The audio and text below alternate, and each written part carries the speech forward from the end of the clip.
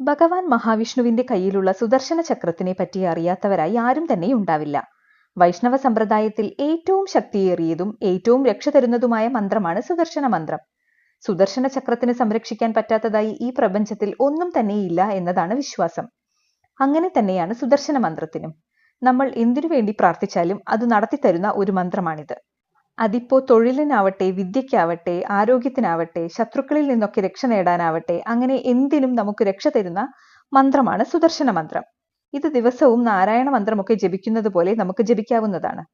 സുദർശന മന്ത്രം ഇപ്രകാരമാണ്: ഓം ക്ലീം കൃഷ്ണായ ഗോവിന്ദായ ഗോപീജനവല്ലഭായ പരായ പരംപുരുഷായ പരമാത്മനെ പരകർമ്മ മന്ത്ര യന്ത്ര ഔഷധാസ്ത്ര ശസ്ത്രാണി സംഹര സംഹര മൃത്യുർമോചയ മോചയ ഓം നമോ ഭഗവതേ മഹാസുദർശനായ ദീപ്ത്രേ ജ്വാലാപരീതായ സർവദിക്ഷോഭണകരായ ഹുംഫട് ബ്രഹ്മണേ പരഞ്ജ്യോതിഷേ സ്വാഹ.